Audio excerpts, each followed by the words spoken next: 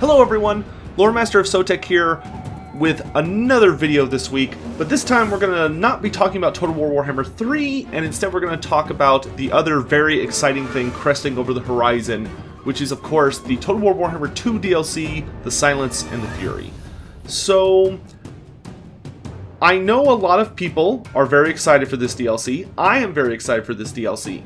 But I think for this video, I need to do something in particular, and I am frankly aiming this video at people in particular, that being, of course, Creative Assembly, because I have to admit, I'm worried. I'm really worried. And that's because of the past. When it comes to DLCs, the Lizardmen DLCs have frankly been bad. And I want to be clear that I do not say that lightly. Generally, I am someone that really prefers to stay on the positive side of things. You know, I try and be honest with my thoughts and opinions and feedback, but I like to try and keep things on a more upbeat or positive lens because, as my mother's always fond of telling me, you catch more flies with honey. But at the end of the day, the Lizardmen DLCs, they're just bad, man. Granted, some of them have gotten better. Tehenhauin has actually received some notable updates over the past year or so that have vastly improved his campaign. But when Nakai and Tehenhauin came out, frankly, they were garbage. They were very, very disappointing DLCs. As someone who kind of has the Lizardmen as my favorite of the races, I was really let down by Creative Assembly and a lot of the decisions they made and a lot of the directions they took. And I don't have a lot of confidence that Oxiodal is going to be any different, which is why I'm making this video. I want to try and maybe call out some patterns that I see in these Lizardmen DLCs and maybe offer some ways to avoid those issues. But primarily I want to talk about what I think are the major problems with the Lizardmen as a faction, and hopefully this DLC can be an opportunity to fix those issues. The good news, I will say, just to kind of add a silver lining here, is that I'm not worried at all about the Beastmen. I think the Beastmen are going to do absolutely fantastic. I have the utmost faith that they're going to be able to really spice up that entire faction's gameplay. We've already had confirmation that the Beastmen Horde mechanic is going to be completely reworked. Not all Hordes are being reworked, but the Beastmen Horde specifically, to just make them fit their lore and their feel a lot better, which I'm very excited to see what that means. I feel extremely confident we're going to be seeing all of the missing units from the roster and are going to have everything from the Beastmen Army book in the game. You know, the only thing we're probably going to be missing are legendary lords and some legendary heroes, but hopefully those will be things that come later on down the line. I think for what I expect for the Beastmen, I'm going to be extremely happy and satisfied. But in the same breath, you know, I would say much the same about the Empire and the Skaven when they were paired up with the Lizardmen. That both of them, I think, came out extremely well, and the Lizardman was just kind of a trash fire. So let's talk about why the prior Lizardmen DLCs kind of goofed up, and some ways I think these could be resolved going into the Silence and the Fury. But I want to go ahead and state that I understand that the primary focus of the DLC and free DLC is probably going to revolve around the Beastmen and getting them all fixed up and shiny and nice. Granted, it has been a long time since the last DLC with the Wood Elves and the Skaven, so hopefully they've had plenty of time to really get things moving and grooving and everything's looking nice and shiny and is working. I hope so. But let's start back at the beginning with Tehenhauin. Now, Tehenhauin, I think, got a really raw deal, and I don't think it's the developer's fault. It's just, unfortunately, the way the cards fell. Which, what I mean by that is, if you look at the dates and you kind of pay attention to what was going on around Creative Assembly at that time, unfortunately, they got dealt, I think, a really unfair hand with Three Kingdoms, which I'm not trying to throw shade at Three Kingdoms, like, not, especially nowadays, not by any means, But when Three Kingdoms was being developed, it had a really bumpy development, and its initial release date was just not going to happen. Once the game really started being shown off and revealed, a lot of people, I think very justifiably, were upset with the direction the game had been taken in, and did not like a lot of how the game felt, and Creative Assembly saw the writing on the wall and realized they need to back up the release date. So they did. However, from all appearances and from things that I've heard, it seems very almost guaranteed that Three Kingdoms, unfortunately, was pushed back and landed right on top of the Prophet and the Warlock's original release slot. So the Prophet and the Warlock had to get pushed forward so that Creative Assembly had something to show off and something to release. So they did. And they released it, and we got a half-baked DLC, where the Skaven side was beautiful, super fun, exhilarating to play, had a lot of cool features. And frankly, I would be shocked if anyone could play Ikit Claw's campaign and not just have a completely wonderful time, while playing Tehenhauin's campaign was definitely not that great. So let's start talking about specific issues and solutions, so I'm not just sitting here moping in my complaining pit for like 1,000 years. So, straight to the cut. When it comes to things I really hope CA is able to dedicate a little bit of time to and fix to really get the Lizardmen factions all feeling great and in a place where they don't have to be touched again, because frankly, I really think this is the very last DLC for the Lizardmen.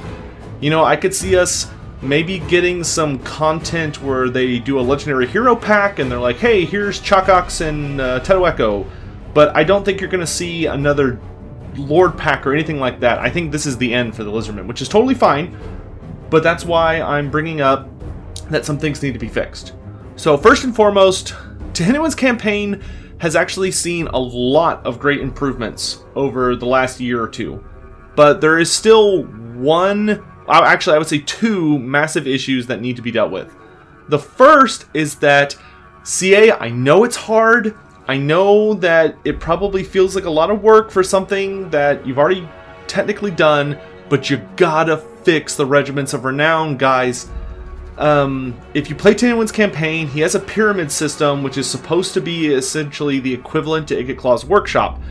And a substantial amount of the pyramid, almost half of the pyramid, is made up by units you are supposed to unlock. The problem is, these units are the actual DLC units, where if you're playing literally any other faction in the entire game, the Regiments of Renown are unlocked by whatever level your lord is. Even if you're playing Tehenhauin, the Regiments of Renown from other DLCs are unlocked the normal way. So for the love of Sotek, add the Regiments of Renown from the pyramid, take them off the pyramid, and put them in the normal pool. You should not have to purchase them through the sacrifice system. And in their stead, add in unique Regiments of Renown. Regiments of Renown that are only available to Tehenhauin through his campaign mechanic. Just like how Ikit Claw has unique Regiments of Renown only available through his campaign mechanic. You have to equal out this equation. I cannot, for the life of me, imagine it's that difficult. These aren't supposed to be completely new units. They are units that, best case scenario, have a slightly different color scheme and maybe have a boosted stat line or a unique ability, but they don't even have to be. They're not in multiplayer. You can't use units like that in multiplayer unless you're playing like skirmish stuff, so they don't need to be balanced. They just need to be fun and interesting. That is such a massive amount of flavor completely lacking from that Tehenhauin dish. You took the salt out of my mashed potatoes and now they taste terrible. Like, come on, CA, give me the salt, because I'm salty and I need it. I need it.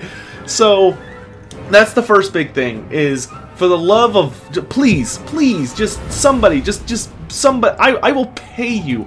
I will pay the person who's like, whoever does that, whoever their job is, I will pay their salary for the 2-3 weeks or whatever it takes for them to get this done.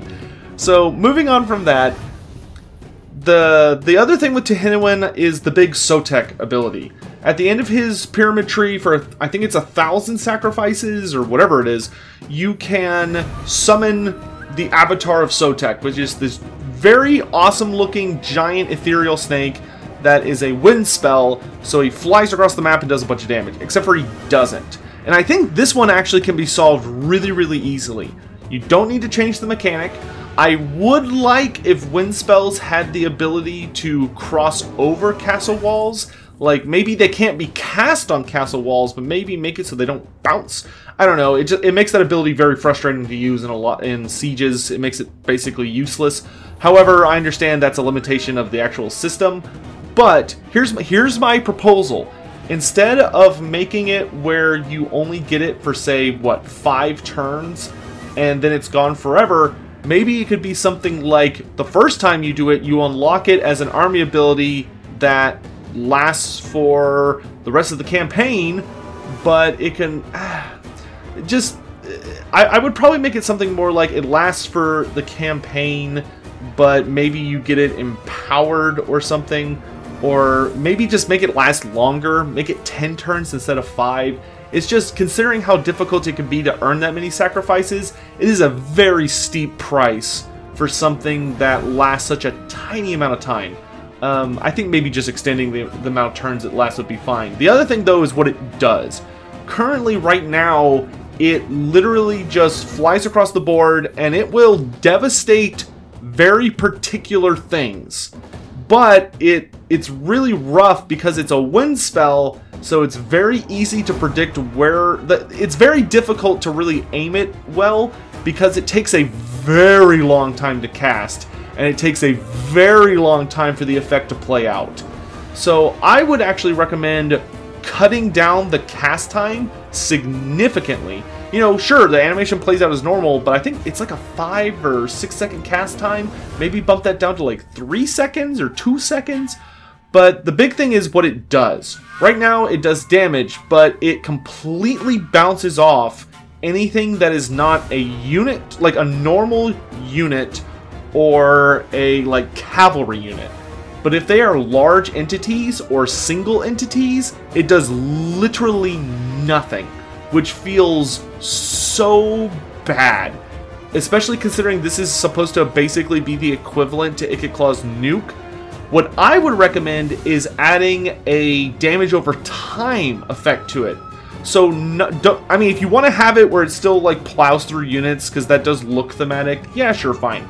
But what I would recommend is add a tag to it, where if the Serpent Wind spell connects with a model, that it applies a poison effect to them. But it's a unique poison effect where it just does like a ton of damage. So maybe it does 2,000 damage over 10 seconds or something. Or it's a just completely debilitating debuff to enemies. Like how Scarsnick has a unique poison for him and his Night Goblins and his campaign. Maybe make it where the Sotek Venom from the Giant Avatar spell inflicts a unique form of venom that either does a ton of damage or is just insanely debilitating and lasts for a good 20 seconds or something. But you gotta make that ability worth using, guys. It looks cool, it sounds cool, but man, does it suck. And I would love for it to not suck. Alright, that's it for Tehenhauin. We're done with Tehenhauin. Moving on. Oh, well, actually, no, we're not. Please fix the way he carries his plaque. Please. I'm begging you. Fix the way he carries his plaque. Just make him... Just move where his hand is. Just move his hand. Can't... Just edge it up to the side there. So it's more like he's cradling it in the nook of his arm as opposed to holding it out like it's gonna bite him. Okay, anyway, moving on. Nakai. So Nakai's campaign actually, I think, suffers from a fairly easy to solve issue as far as like numbers of issues.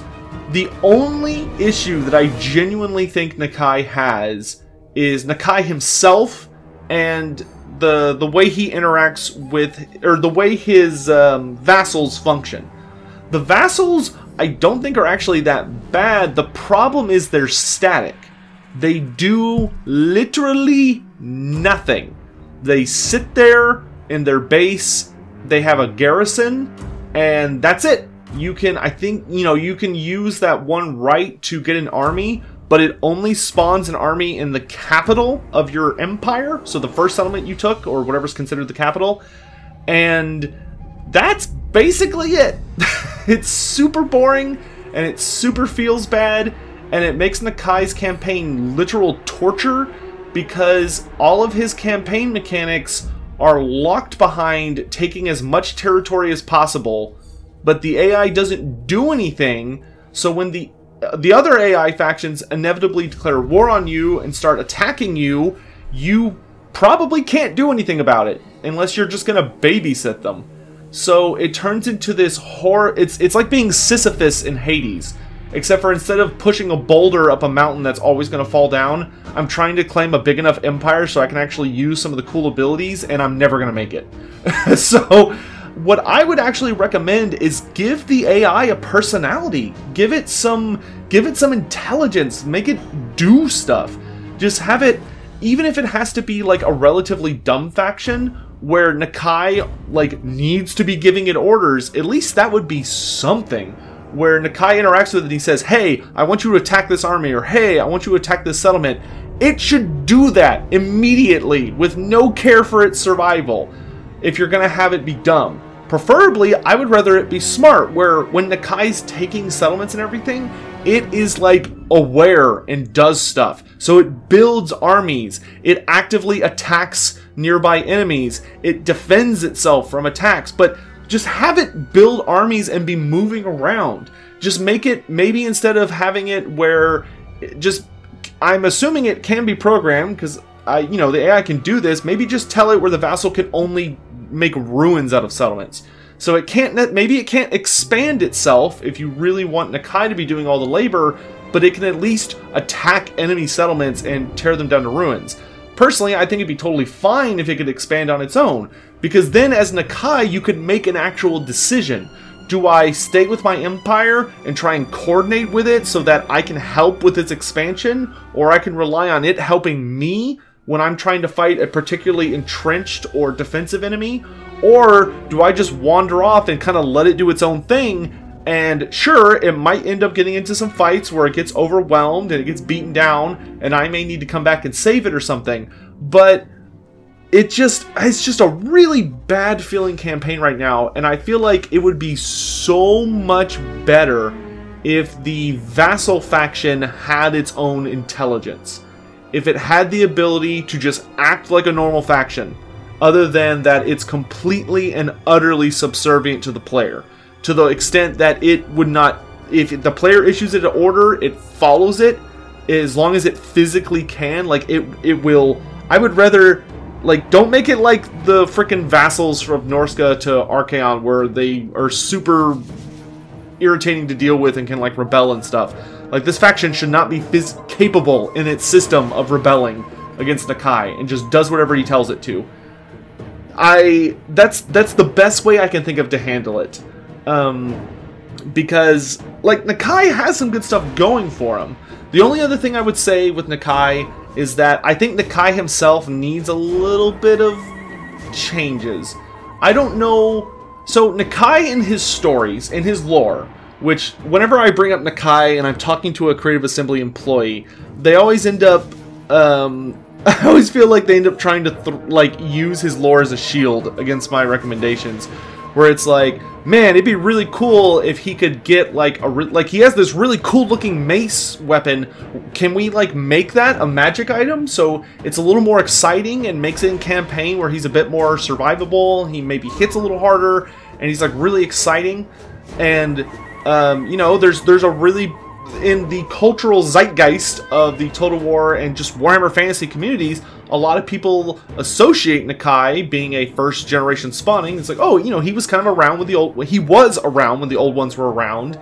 And, you know, a lot of people think, he's got, you know, this weapon that is probably a gift from the old ones.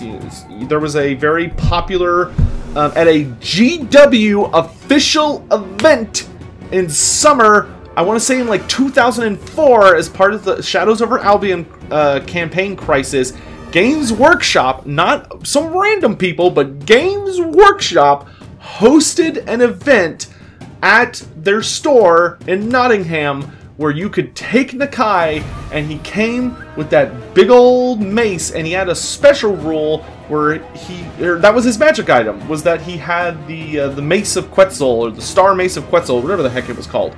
And it was cool, and it was great.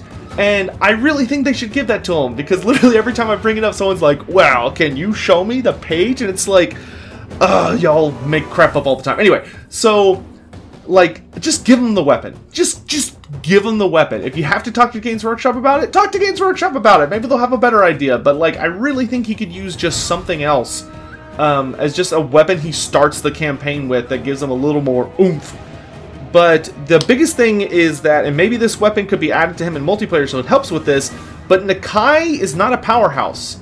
Every time I've talked to anybody about using him, he seems to only, if he can be used, which generally if you're taking Nakai you're probably shooting yourself in the foot, it's mainly as a support piece because he's there for the vigor buff.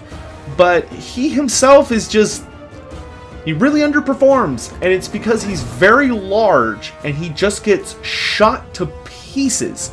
He can be bullied and he just doesn't have the defense to make up for it. And here's my argument.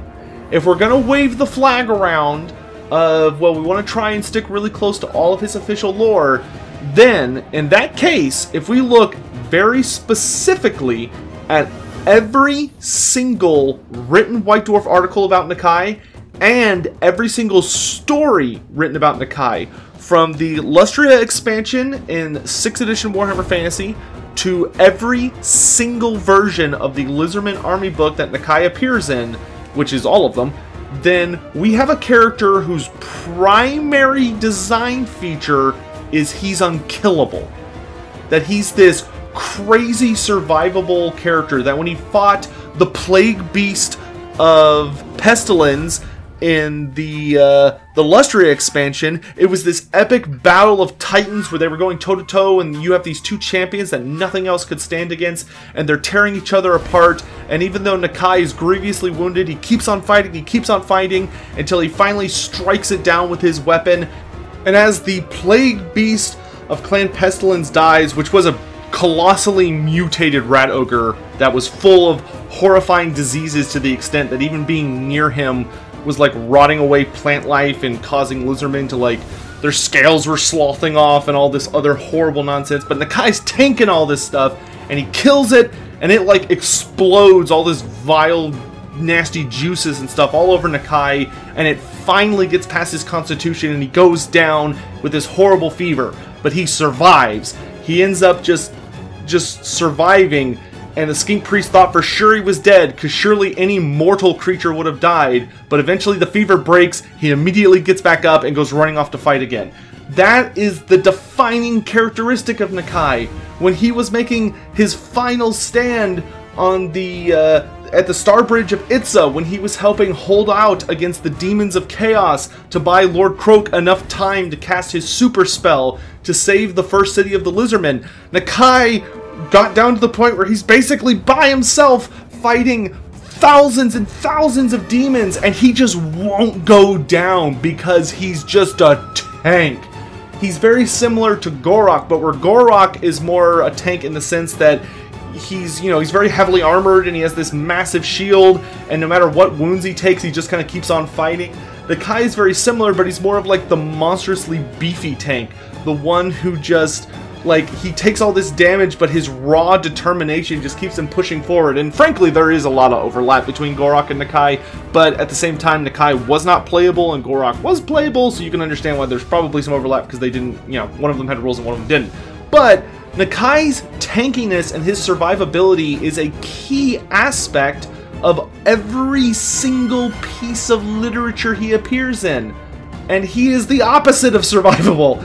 His base design, just give him something. Whether it's maybe improve his missile resistance so he's not as easily shot. Or maybe if you can give him that mace, maybe because it's a gift from the Old One Quetzal, who's the god of protection among the Old Ones, it can give him an aura, which gives him a ward save for a limited amount of time, or a passive physical resistance, but just something. And the last thing I'll say with Nakai, which I also think is a super duper easy fix, is that in his campaign, he has these 3 different Old Ones he can essentially dedicate himself to, and they give you various buffs. But the weird thing about it is that it leaves out a massive part of the roster, because it's his main mechanic. So one would figure it would interact with a lot of the units, in particular the units that came in his DLC, you know, like monsters, but it doesn't. Instead, I think you have Quetzal, if memory serves, who I think is all about like the Saurus and Skinks and stuff. So it's like, okay, we've got our infantry Old One here. But then you have almost a purely magic Old One, which I believe was Shoka, which is totally fine. And then the last Old One, which was Itzel, is just Kroxigors.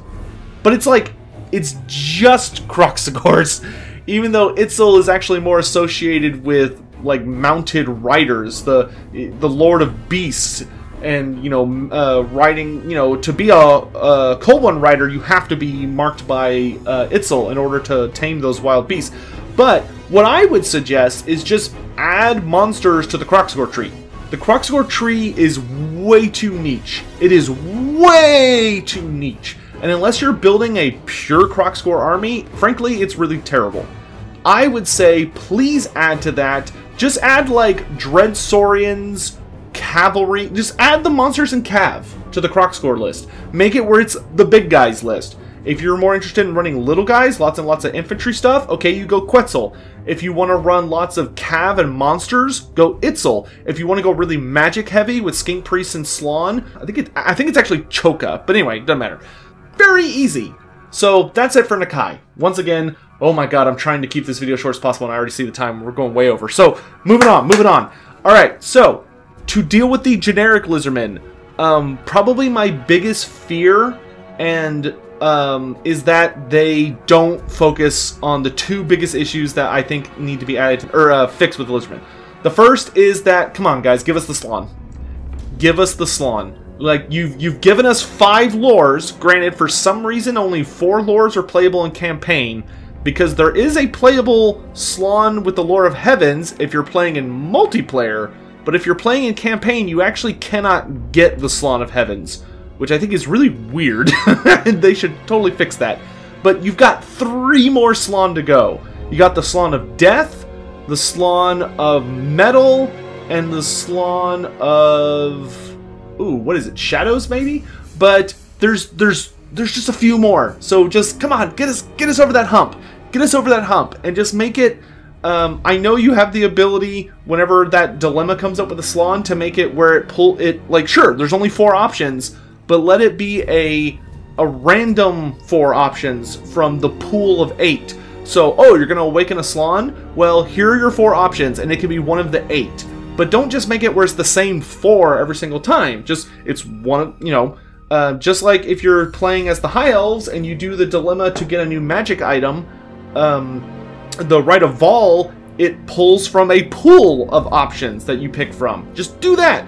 So, oh, this time I choose between Death, Light, Fire, and Life. The next time I do it, I choose between Heavens, Metal, Fire, and Death. So it adds, you know, a little bit of nuance and a little more interestingness. But come on, get the Slon over that, hump. Just get it over that hump. They're supposed to be the gods, the top tier magic users in Warhammer Fantasy, and the elves have more lore than us, and I won't accept it. I won't accept it. Get us over that hump. Come on, you can do it, guys. You can do it. Or I guess it would be 9 options, because there's the high magic Slon too. So 9 options, but still, that's fine.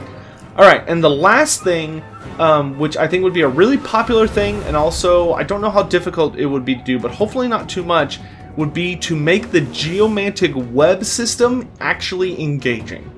Right now, the geomantic web system is very bland. It's useful, but it's super boring. Basically, every single capital building in the entire game, you have the ability to build a geomantic load structure. The problem is it takes up an entire slot. It's only available at tier 3, and you have to upgrade up to tier 5. It's very expensive, and to make it actually work, you have to chain many different ones together. Because if any two aren't connected, then they are only as high level as like level 2 or level 3 at best, which really sucks. It would be great. It's difficult to get a province to level 5. It is genuinely annoying and expensive and takes effort to get even a single province, actually technically 2 provinces, to level 5. So you should be very well rewarded if you pull that off, and if you're dedicated to really building up the geomantic web. And there are 2 things I think it should do. On top of buffing your provincial edicts, I also think it should add to your diplomacy rating with other Lizardmen factions. Because if there's something I believe very strongly in, it's that I think every single race in the game needs to have a diplomacy mechanic when dealing with other members of the same race. So a unification mechanic. So if you're playing as the High Elves, you know, you have your influence system where you can just spam influence on other High Elves to make them like you so you can confederate. If you're playing Orcs or Norska, you crump the boss of the other faction so that you confederate. If you're playing the Empire, you know, you've got your you've got all that system they added with the update. If you're playing with the Skaven, you know, the Skaven don't have a great system unless they're playing Deathmaster Snitch. For some reason, Deathmaster Snitch has a really awesome ability to really get the factions to like him and therefore push to Confederacy, but the other Skaven are still lacking that. But for the Lizardmen, I would tie it to the geomantic web. Just make it where if you like successfully have the power level at level 5, maybe it adds like plus 20, plus 30, plus 50, but just something to the diplomacy with all other Lizardmen factions, and have it stack. So for every single province you get to level 5 on the geomantic web, it just really starts stacking so that you are the one restoring the Great Plan. You are the one that is proving yourself the most superior of the Old One's servants, so you should be able to confederate the others, especially because the Lizardman AI is very frustrating to deal with a lot of the time. Because if I understand how their cold-blooded mechanic works correctly, which unfortunately I probably don't, because it's one of those things that's hidden away from the players for some reason. I wish you could just mouse over and it would just literally tell you what it means instead of being really vague and giving like some stupid flavor text. But the cold-blooded trait seems to mean that the Lizardmen either they require substantially higher or lower levels of diplomacy to enact normal things, so they're more resistant to changes because they're like, you know, they're cold-blooded, so they're slow to react to new situations. Or it's that they actually, I just think that's what it is, which if it's not, feel free to correct me, but the game doesn't tell you, so, you know. Oh, and the last thing is that make the geomantic web fun. Give us geomancy. Give us geomancy. So if the geomantic web in a province is at level 4, I would say if it's at level 3, 4, or 5, which to get to level 3, at minimum, requires that you have 2 provincial capitals adjacent to one another on the web that both have a level 3 geomantic web. To get to level 4, they both have to have level 4s, and to get to level 5, they both have to have level 5s. Once again, it's not easy to do. So the way I would really reward the player to make it exciting and interesting is that once you hit level 3 in a province, you gain access to army abilities. For example, if you are in your capital, like Hexawatl, and you're playing Mazda Mundi, you get a provincial army ability where you can summon a skink priest, right?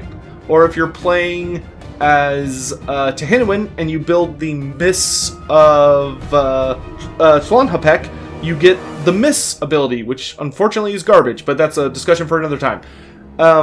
I would say give us new spells. So maybe at the level 3 ability, we get like an Earthquake ability that maybe deals minor damage when cast on enemies and slows their movement speed dramatically for a few seconds. If we get it to level 4, maybe we get the ability to cause like the earth to sunder, so we're able to like cast Mazdamundi's unique spell, the Ruination of Cities, but maybe instead of having 3 random lines, it's only 2 random lines, or 1 random line. And then if we get to level 5, give us something really good. Give us like an earth-shaking super ability where we aim at a unit and it goes off and it does a ton of damage. And just like, you just see like stalactites come out of the ground or something. But just like a big damage ability that looks cool and makes us feel good about having accomplished that. Just reward the player for playing the faction as intended in fun, thematic ways. And make it exciting and interactable.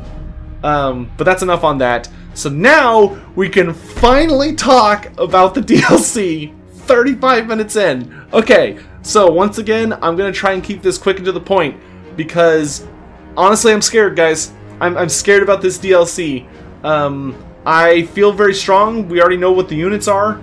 We know the Troglodon's going to be in it because the Troglodon's literally the only thing missing from the roster. So that's, and usually every DLC has 3 units and then somewhere between 1 and 2 characters. So what I'm thinking we're looking at right now is the Troglodon.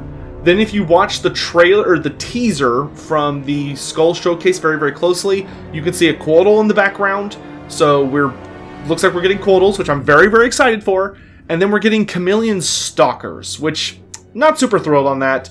I understand why they did Chameleon Stalkers, because they made Oxyotl and decided, well, we've already made this asset, so we might as well use it again to make a unit, which I understand that mentality, but I'm not a huge fan of it. Personally, I was really, really hoping we were either going to get skinked Horned One Riders, like Tichi Huichi's Raiders from 6th edition Dogs of War, Warhammer Fantasy, where you have skinks riding on Horned Ones. So not only are they actually better melee combatants than one would expect because they're tankier than you would expect, but they also throw javelins. So they're kind of like a halfway point between Ripperdactyls. And, well, actually they'd be very different, because where Ripperdactyls are like pure raw aggressive offense, and Pterodons are very heavily missile support but are very, very squishy, I would expect Skink Horned One Riders to be more tanky, and they have javelins, so they do have poisoned, attacks, but they don't have a ton of ammo, and they're also, bound to running around on the ground, so they're missing a lot of the utility of the flying units. Or, alternatively, I would have also liked to see Colchian Riders. The Colchian Plain, if memory serves, is, there's a large plain that makes up southern Lustria, and there's actually these very large bird creatures that run around on it. And the skinks, in the lore, the skinks have found how to tame these birds, and they ride them as mounts and ride them around. So even Colchian Riders would have been super duper cool. Colchian Riders I really don't see being made, because creating a unique bird monster for the skinks to ride on would be a lot of unique assets for something that would only be usable for 1 unit, presumably, which means that's probably not going to happen. But I see no reason why Skink Horned Riders could not happen. And the last thing I'm going to talk about is the Kroxigor. So, you gave us, Creative Assembly, a Kroxigor Lord with Nakai, which to this day I think was a terrible decision, and I will stand by that. I think the Kroxigor Ancient being made into a Lord was utterly ridiculous, and I'm still not a fan of it all this time later, because the idea of a Kroxigor leading an army, with the one exception of Nakai, Nakai wouldn't even really lead armies so much as he just kind of like shows up and the armies make around him because they're like, oh crap, it's Nakai, like let's go fight alongside him. Or the army's already fighting and Nakai shows up. Nakai is actually in design much more akin to the Green Knight than he is to the way Creative Assembly ended up portraying him, but that's because they wanted him to be a Legendary Lord, and for him to be a Legendary Lord he needs to lead armies. But it should have been a hero. It should have been a hero. So what I say is, for the love of all that's holy, give us a Kroxigor hero. Like, we're already stuck with the Kroxigor Ancient being a Lord. It's fine. It's already happened. Whatever. I don't agree with the idea of taking paid content and, like, shifting it dramatically. with very few exceptions. But when it comes to the Kroxigor, at least give us the option of a hero. I want to be able to take a Kroxigor hero so that when I take Nakai in an army, if I want to be really Kroxigor heavy, let me take Kroxigor heroes.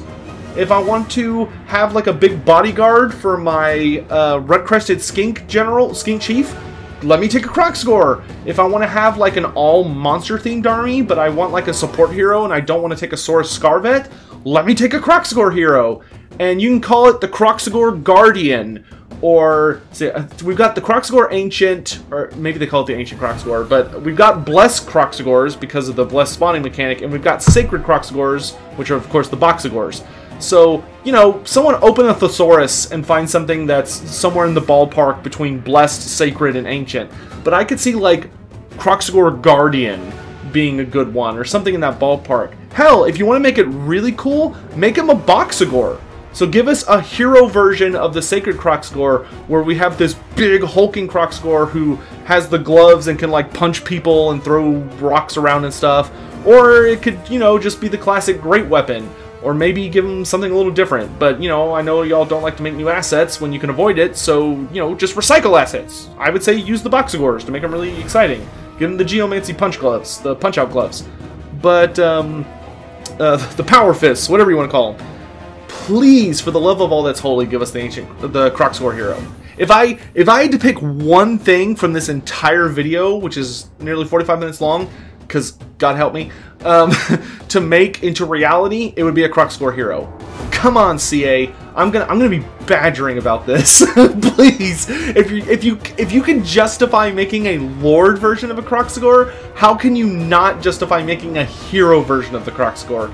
And I'm scared they're not gonna do it.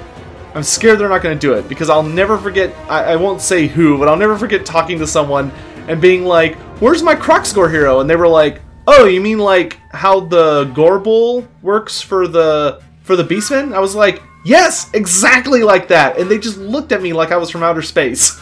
Like, God, just give us a hero Kroxigor who's a support character. So you have the Scar Veteran, who's heavily designed around hardcore melee and anti-large, specifically. You have the Skink Chief hero, who's designed around being a ranged assassin that's more about either being on a big monster once he gets up to the Stegodon, or being really heavy harassed poison play when he's on foot running around or on a Pterodon. You have the Skink Priest hero, who's just your basic magic user, and that's everybody, isn't it? So, and then, you know, you got Lord Croak. But give us the Kroxigor hero. That way we have every little group represented, and we get a guy who starts off monstrous, unlike the Scar Veteran. Make him anti-infantry, so he stands out unique, and make it where he's just resilient. He's just tanky resilient, and he has an aura that provides leadership buffs, or maybe lowers the enemy leadership. You know, give him the aura of inertia, or whatever the hell the Lord version has.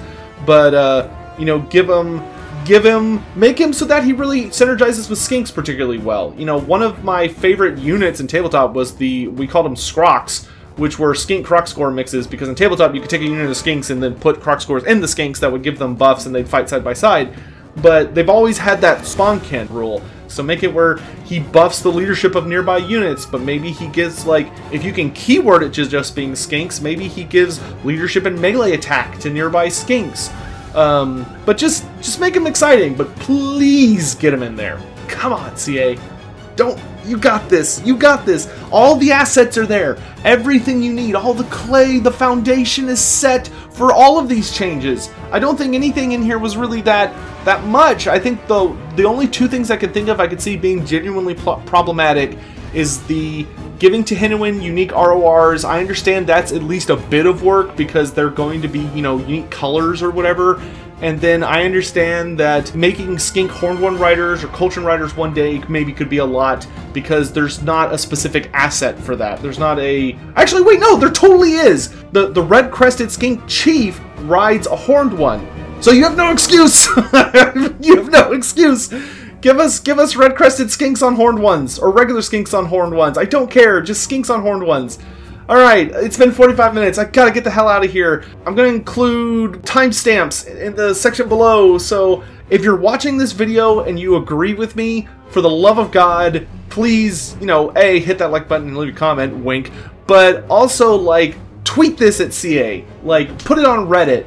Really drive up the discussion. This is our last chance as Lizardmen fans. This is it. This is the end of the game for us. You know, we're coming to the end of the trilogy as far as Lizardmen are concerned, and we have 2 strikes. I don't want to be out, chat, community, whatever, red host, whatever we're called. I don't want to be out. And I know this is probably, if you're like, I apologize to anyone that came in here and they're like, God, this guy has been bitching and moaning for 45 minutes. I promise you it's just passion. I'm not upset. I'm not like angry. I'm just really passionate about this, and I really want it to be as good as it can be. And I'm excited at the possibilities and worried about the other possibilities. So I beg of you, I genuinely beg of you, help me. Please help me.